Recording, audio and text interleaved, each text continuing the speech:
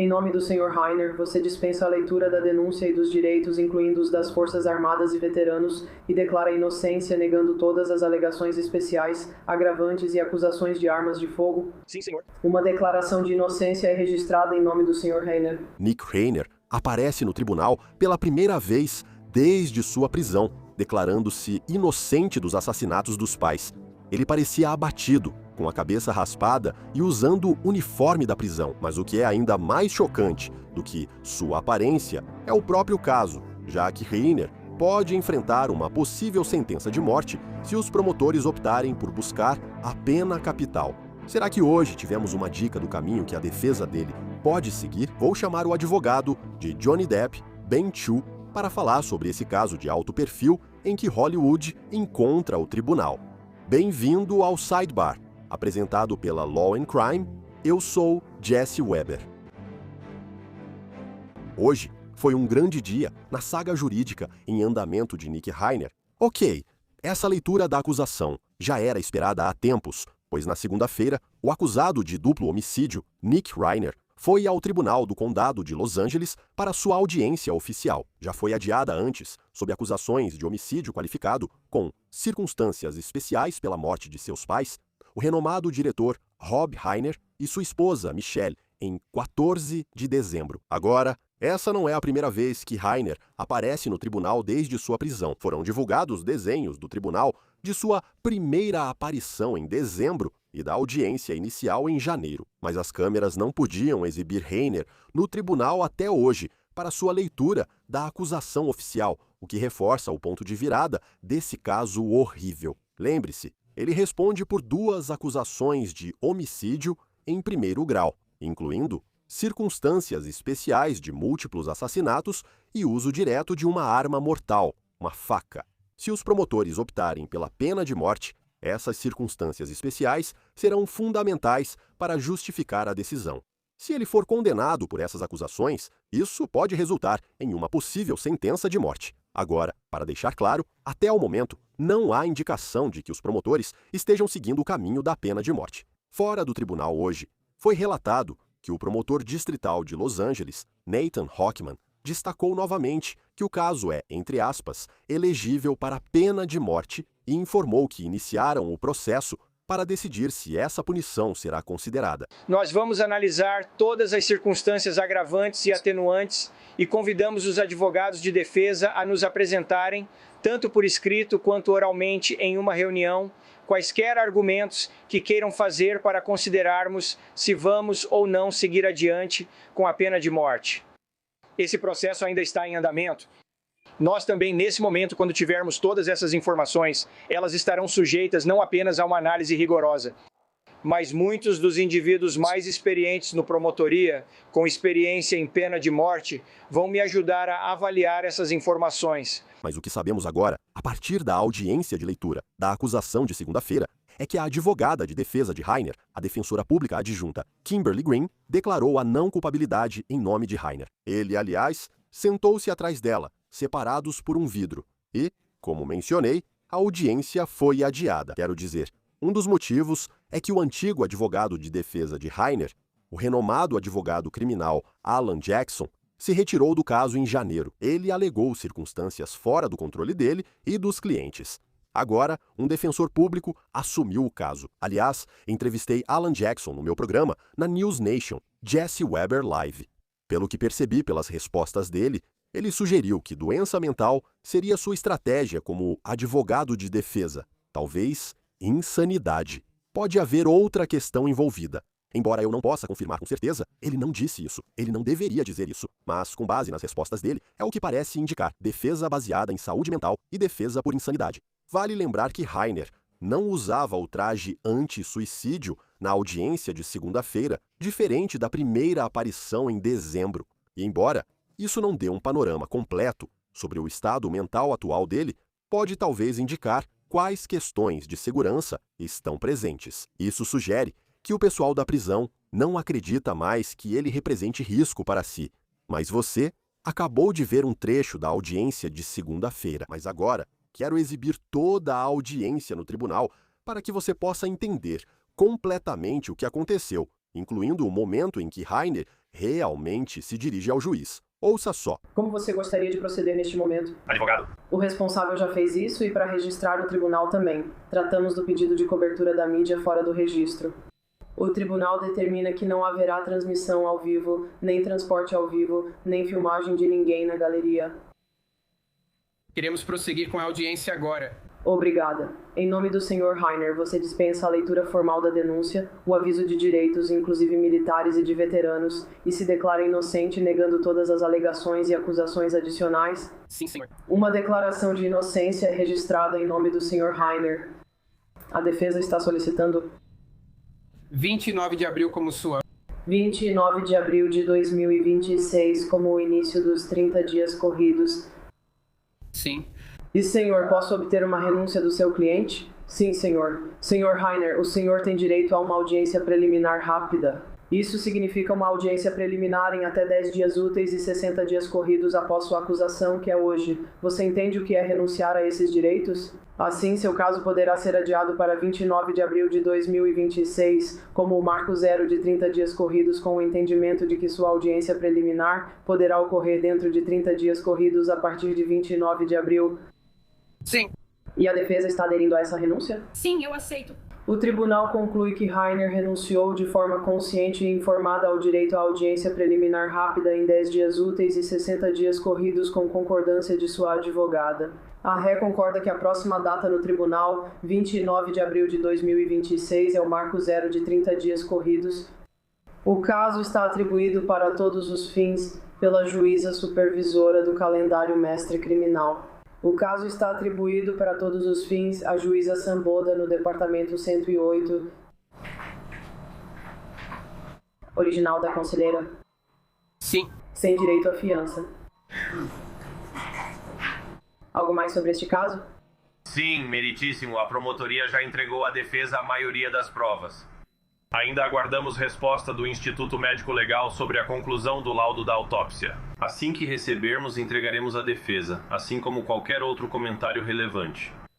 Obrigada. Algo mais para Vossa Excelência? Abordei com o tribunal a questão dos intimações pendentes. Estamos solicitando que eles sejam retirados neste momento. E essas intimações mencionadas pela defesa estão retiradas por ordem do tribunal. Obrigada. Algo mais, Berger? Obrigado. Obrigada. Aqui estão os principais pontos da última audiência. A próxima sessão do Tribunal de Rainer será em 29 de abril, quando o juiz deve definir a data da audiência preliminar. E na audiência preliminar, o tribunal vai determinar se há evidências suficientes para levar o caso a julgamento. Então podemos esperar que os promotores apresentem todas as evidências, ou grande parte das evidências que eles têm até agora neste caso, ou do ponto de vista legal, o suficiente para estabelecer que há causa provável para seguir adiante com o julgamento. Não sabemos se essa audiência permitirá câmeras, então vamos ficar atentos. Os promotores disseram que já entregaram grande parte das provas à defesa, mas ainda aguardam contato do Instituto Médico Legal de Los Angeles sobre a conclusão dos laudos da autópsia. Segundo laudos preliminares de autópsia divulgados pela mídia, soubemos que Rob e Michelle Rainer morreram por homicídio. A causa da morte foram múltiplas lesões por objeto cortante. Então, estou curioso para saber quais detalhes adicionais o laudo final completo da autópsia vai mostrar e se isso vai favorecer a acusação ou talvez dar algum argumento para a defesa. Mas vou te dizer o seguinte: a defesa indicou que retirou algumas intimações, embora não esteja claro quem estava incluído nessas. Então você tem que se perguntar se algo mudou. Talvez eles não precisem mais dessas testemunhas. Talvez algo tenha sido fornecido pelos promotores. Talvez eles não estejam seguindo uma determinada estratégia. Não tenho certeza. Mas vamos falar um pouco mais sobre isso agora. Vou chamar um convidado especial, amigo do Sidebar, que não vejo há tempos. Agora estou com um renomado advogado litigante. Ele ficou famoso por defender Johnny Depp no julgamento. Ben Chu, bom vê-lo, senhor. Obrigado por seu tempo. Primeiro, teve alguma surpresa hoje? Não é surpresa que Nick Rainer tenha se declarado não culpado, certo? Nenhuma surpresa hoje. Acho que ele só disse uma palavra sim, declarando-se não culpado. Também não acho que haverá muitas surpresas na próxima audiência, na audiência preliminar. Eles marcaram uma data para a audiência preliminar. Vamos por partes. Por que ele abriria mão de uma audiência preliminar rápida? Qual o motivo para isso? Minha teoria sobre isso é que acho que eles estão se preparando, é claro, para fazer a análise psicológica que será necessária para alegar insanidade. Isso leva algum tempo. Acho que realmente leva algum tempo. Quero dizer, há uma questão aqui, como você sabe, Jesse, de recursos por causa do Estatuto da Califórnia, a lei do assassino, que basicamente o impede de ter acesso aos bens que ele teria herdado dos pais. Como a alegação aqui é de que ele assassinou os pais, ele não tem acesso a isso, e é por isso, claro, que ele não tem mais Alan Jackson. Sim, eu já havia comentado porque Alan Jackson precisou se afastar por causa de um conflito fora do controle dele e do cliente. Muitos questionaram se isso envolve recursos ou dinheiro. Só que ele está com uma defensora pública, tema já abordado antes. Ela é uma advogada experiente, sabe? A defensoria pública às vezes tem má fama. Mas eu queria te perguntar sobre a gente já volta para a audiência preliminar como ele estava. Agora, se você me perguntar, na minha opinião, ele não parecia bem. E quando você olha para isso, não é só que ele não parecia bem. Se o caso envolve doença mental e tentamos entender por que alguém mataria os pais assim, como a aparência dele no tribunal hoje influencia o andamento do caso. Isso tem um grande impacto. Como você sabe por sua experiência em julgamentos, o júri vai observá-lo de perto quase o tempo todo e fará sua própria avaliação de sua aparência. E eu acho que, sabe, nós sempre dizemos aos nossos clientes, sempre que você estiver na sala do tribunal, todos os olhos estarão em você. E eu acho que, infelizmente, ele tem a aparência de alguém que está seriamente perturbado. Acredita que esse caso será difícil de defender, tanto legalmente quanto para obter um júri justo e imparcial? Eu acho que os tribunais, em geral, acreditam que conseguem formar um júri justo e imparcial. Eu acredito muito, assim como você, no sistema de júri. E eu realmente acho que eles podem ser justos. Quero dizer, obviamente, os Rainers são extremamente conhecidos e queridos em Los Angeles e provavelmente em toda a Califórnia e no país. Mas eu realmente acredito que as pessoas entendem a questão da doença mental e acho que elas podem julgar isso de forma justa. Qual o papel de Hollywood nisso?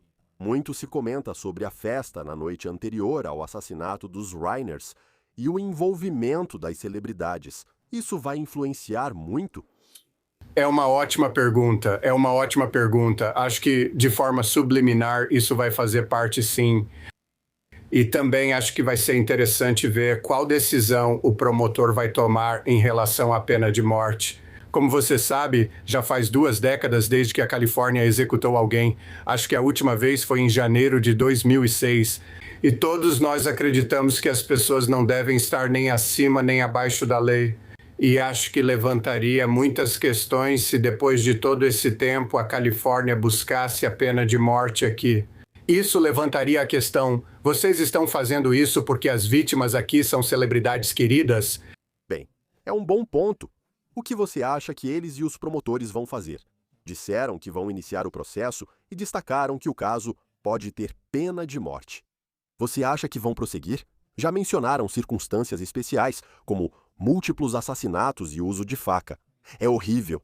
Você acha que aplicarão a pena de morte? Sabe, eu acho que eles não vão. E acho que talvez seja porque isso realmente levantaria a questão. Acho que poderia haver uma reação negativa de verdade.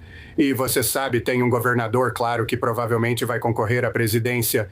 Acho que, infelizmente, tudo isso terá um papel ou as pessoas acreditarão nisso, independentemente de ser verdade. Mas, no fim das contas, meu palpite, e é só um palpite, é que eles não vão optar pela pena de morte. Quero voltar àquela ideia da audiência preliminar. E ele abriu mão de uma audiência preliminar rápida. Tem muita coisa que a gente não sabe sobre as provas que eles têm contra ele, certo? Digo, tem as imagens das câmeras de segurança. Eles falam sobre ele ter feito check-in naquele hotel em Santa Mônica, o que supostamente foi encontrado lá. Quanta prova os promotores vão mostrar na audiência preliminar? Eles não precisam apresentar tudo, só o necessário para justificar a causa provável. Mas quanto você acha que vão revelar? Acho que eles vão segurar algumas coisas, Jesse, porque, como você sabe, tudo o que eles precisam fazer é mostrar evidências suficientes para justificar um julgamento, e eu acho que eles já têm isso. Então eu acho que eles podem jogar com cautela aqui especialmente se eu estiver errado e eles realmente buscarem a pena de morte, eles podem deixar algumas coisas para depois. Você teve uma ideia de para onde a defesa está indo hoje ou nem tanto? Quero dizer, o que aprendemos, certo? Eles disseram que aparentemente certas intimações eles estão retirando. Eles não disseram inocente, por motivo de insanidade. Acho que muitos suspeitam disso. Existem duas formas de ver: insanidade ou inocência por insanidade. Suponha que você não compreendesse o caráter ilícito da conduta ou não soubesse que era errado, seja legal ou moralmente, ou ainda usasse uma defesa de saúde mental. Se for homicídio em primeiro grau, alguma doença mental anulou o elemento da premeditação. Você acha que é esse o caminho deles? Eu acho que sim, e acredito que eles estão esperando isso ser concluído, e isso também pode, influenciar a decisão de buscar ou não a pena de morte. Isso pode servir de desculpa ou motivo para o promotor dizer: não vamos buscar a pena de morte aqui, porque há esse elemento de deficiência mental que acredito claramente existir. E eu acho que o ponto que você levantou antes sobre o defensor público nomeado pelo tribunal é muito válido. Ela é excelente. E o fato de ele não ter Alan Jackson não significa que ele não tenha uma defesa excepcional. E eu acho que ela foi inteligente em não revelar sua estratégia hoje. Acho que não aprendemos muito com ela hoje.